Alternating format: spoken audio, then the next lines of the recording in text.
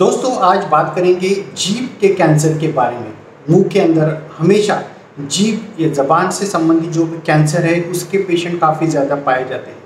तो किस तरीके से इस कैंसर को पहचानना है, इसका डायग्नोसिस किस तरीके से होता है और किस तरीके से इस कैंसर से बचना है, इस कैंसर का ट्रीटमेंट जो है किस तरीके से होता है, उसके बारे में हम बात करेंगे। नमस्ते दोस्तों, मैं हूँ doctor Yogesh Rathore, practising dentist and oral medicine specialist. स्वागत करता हूँ आपका ओरल हेल्थ मास्टरी चैनल में।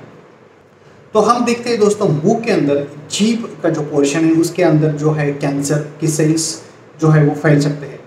जीभ का सामने का पोर्शन है वो इससे अफेक्ट हो सकता है, उसका भी कैंसर हो सकता है। या जीभ का जो पिछला पोर्शन है जिसे हम कहते हैं बेस ऑफ द टंग, जहाँ पे आपका जीभ है वो अंदर गले में जिसका अटैचमेंट रहता है, वहाँ से भी ये कैंसर हो सकता है।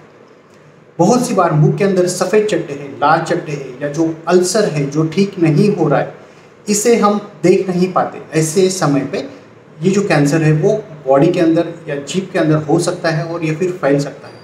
तो इसके बारे में सही जानकारी होना बहुत ज़्यादा ज़रूरी है।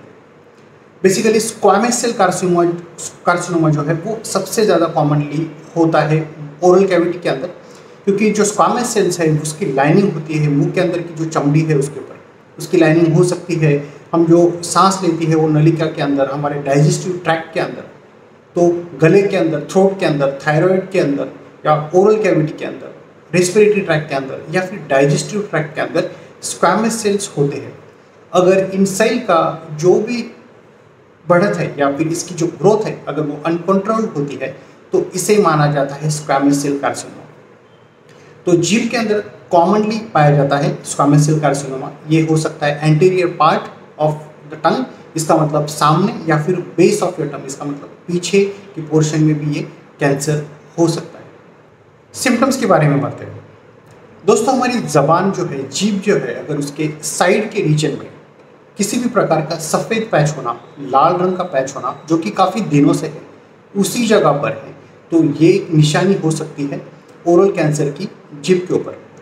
तो रेड एंड वाइट पैच होना लंबे समय तक जीभ के लैटरल साइड पे या पीछे के साइड में, या फिर नॉन हीलिंग अल्सर, इसका मतलब छाला होना, किसी भी प्रकार की जख्म होना जब जीभ के ऊपर जो कि ठीक नहीं हो रही है, तो ये भी साइन या सिम्टम्स हम कहेंगे कि हो सकता है टंग कैंसर का।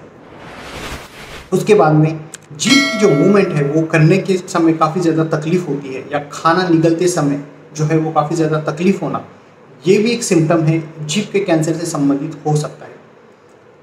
तो मूवमेंट करते समय जीभ के अंदर तकलीफ होना या खाना खाते समय भी एक सिम्टम्स हो सकता है। या फिर जीभ के किसी रीजन में एक सूजन सी होना जिसे लम्प कहते हैं, या फिर ऐसे अल्सर है, लम्प होना, अगर इस जगह से ब्लीडिंग हो रही है, उसका कुछ कारण नहीं है, तो ये भी एक सिम्टम हो सकता है ओरल कैंसर का। या फिर गले के अंदर हमेशा तकलीफ होना, या फिर खाना निगलते समय तकलीफ होना, हमारी जो आवाज़ है वो बदल जाना, होर्सनेस आ जाना, ये जो सिम्टम्स है ये टंग कैंसर से संबंधित हो सकते हैं।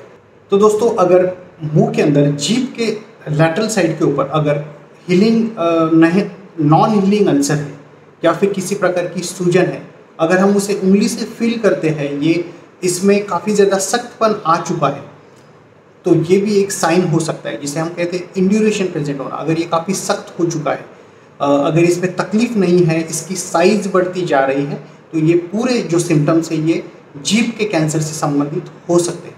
तो इसके क्या क्या कारण हो सकते हैं? तंबाकू अगर किसी भी फॉर्म में हम ले रहे हैं, तंबाकू है, बीटल नट है, या हम कहते हैं कि अल्कोहल है, काफ़ी ज़्यादा मात्रा में अगर आप अल्कोहल ले रहे हो, ठीक है, तो ये सबसे ज़्यादा कॉमन कारण है। मुंह के अंदर तंबाकू जन्य प्रोडक्ट है, सुपारी जन्य प्रोडक्ट अगर आप इसका इस्तेमाल कर रहे हो, या फिर किसी भी प्री कैंसर स्टेज में काफ़ी ज़्यादा दिनों तक आपके मुंह के अंदर कंडीशन है, तो ये इन कारणों की वजह से कैंसर में बदल सकता है। अगर again infected with human papilloma virus, again sexually transmitted disease, ये भी एक कारण हो सकता है जीभ के कैंसर का। फैमिलियल हिस्ट्री है किसी कैंसर का, गले से संबंधित या मुंह से संबंधित कोई भी कैंसर की फैमिलियल हिस्ट्री है, पर्सनल हिस्ट्री है, तो ये भी एक फैक्टर हो सकता है, रिस्क फैक्टर होता है, जो कि जीभ के कैंसर या ओरल कैविटी के कैंसर से जुड़ा हो सकता है। आपका ओरल हाइजीन प्रॉपर नहीं है, या फिर हम कहेंगे कि जो भी पीछे की जो दांत है वो काफ़ी शार्प है, उसके काफ़ी ज़्यादा जख्म हो रही है जीभ के ऊपर, तो ये भी कैंसर का कारण बन सकता है। इल फिटिंग डेंचर्स है, आपके मुंह के अंदर कृत्रिम दांत है, आर्टिफिशियल टीथ है जो कि काफ़ी ज़्यादा शार्प है, उसकी काफ़ी ज़्यादा जख्म हो रही है जीभ के ऊपर, तो ये भी प्रमुख कारण हो सकता है जीभ का। तो ये पूरे जो है ये रिस्क फैक्टर्स हो जाते हैं जीभ के कैंसर के। अब इसका डायग्नोसिस कैसे होता है दोस्तों? अगर आप डायग्नोसिस के बारे में बात करते हो, अगर आप डेंटिस्ट के पास जाते हो, स्पेशली मैं कहूँगा ओरल मेडिसिन स्पेशलिस्ट के पास आपको जाना चाहिए, क्योंकि नंबर ऑफ केसेस जो है मुंह के स्क्रीनिंग का सबसे ज़्यादा इस स्पेशलिटी में होता है। तो वहाँ पर जाने के बाद आपका जो ओरल कैविटी है उसका प्रॉपर एग्जामिनेशन किया जाता है, प्रॉपरली देखा जाता है, ठीक है। उसके बाद में आपकी मेडिकल हिस्ट्री ली जाती है, आपकी फैमिली हिस्ट्री ली जाती है। अगर आपके घर में किसी को पहले कैंसर था, या आपको कोई पर्सनल हिस्ट्री थी कैंसर की, या फिर आपको तंबाकू से संबंधित कोई भी आदत है, सिगरेट से संबंधित कोई भी आदत है, तो इन सारी चीज़ों के बारे में जानकारी ली जाती है। मुंह के अंदर ओरल कैंसर के लिए स्क्रीनिंग किया जाता है। ज़बान के ऊपर देख सकते हैं डॉक्टर किसी प्रकार का वाइट पैच है, लाल पैच है, कोई इरिटेशनल फैक्टर्स है मुंह के अंदर, तो उससे अच्छे से एग्जामाइन किया जाता है। किसी प्रकार की सूजन है, नॉन हीलिंग अल्सर है, तो इसे भी एग्जामाइन किया जाता है प्रॉपरली क्लिनिकली। उसके बाद में उसे पाल्पेट किया जाता है, उसे उंगली से फील करके देखा जाता है कि ये सूजन किस तरीके की है। उसके बाद में दोस्तों जो भी लिम्फ नोड्स है उसका भी प्रॉपर एग्जामिनेशन किया जाता है। तो ये पूरे क्लिनिकल एग्जामिनेशन किए जाते हैं। इसके अंदर कोई सख्तपन है, लिम्फ नोड अगर इन्वॉल्वमेंट है तो आपको कोई एक्सरेज करने के लिए कहा जा सकता है, जहाँ पे बोन्स की अगर कोई इन्वॉल्वमेंट है, कोई हड्डी अगर गल रही है कैंसर की वजह से, तो उसका भी जो है वो एक प्रॉपर स्क्रीनिंग कर सकते हैं एक्सरेज के थ्रू। अगर हमें फाइनल डायग्नोसिस के ऊपर आना है कि कैंसर किस तरीके का है, उसकी ग्रेडिंग क्या है हिस्टोपैथोलॉजिकली, तो उसका बायोप्सी किया जाता है, जहाँ इसका मतलब कि वहाँ से एक छोटा सा टुकड़ा लिया जाता है, जिसे बायोप्सी करने के बाद उस टुकड़े को माइक्रोस्कोपिक एग्जामिनेशन के लिए लैब में भेजा जाता है, जहाँ पे आपकी जो कैंसर के अंदर किस तरीके की सेल है, किस तरीके का वेरिएंट है, वो किस तरीके से बाजू की जो सेल है उसके साथ उसकी मैचिंग हो रही है, ग्रेडिंग किस तरीके से है, इन सारी चीज़ों का जो पता है वो बायोप्सी करने के बाद चलता है। तो बेसिकली इस तरीके से आपका जो डायग्नोसिस है वो होता है।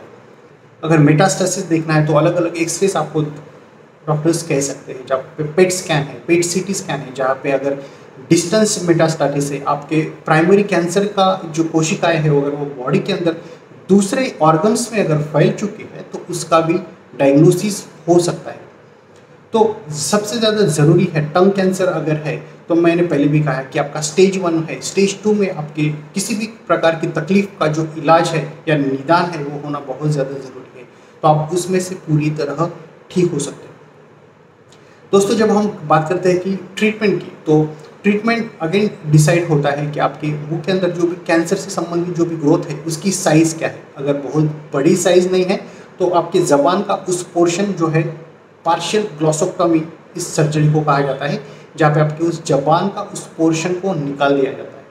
अगर लिम्फ नोड्स इन्वॉल्व नहीं है तो लिम्फ नोड्स को नहीं निकालते, तो पार्शियल ग्लॉसोटॉमी हो सकता है, या फिर टोटल ग्लॉसोटॉमी। अगर आपके जबान का काफ़ी ज़्यादा पोर्शन अगर कैंसर से प्रभावित है तो उस रीजन को निकाला जा सकता है। डेफिनेटली बॉडी के अंदर दूसरे जो मांसपेशियाँ है उनसे बनाकर एक रिकंस्ट्रक्शन सर्जरी की जाती है, जहाँ पे आपके जबान का पोर्शन फिर से बनाया जाता है। तो ये था दोस्तों, आज हमने टंग कैंसर या जीभ के कैंसर के बारे में बात की।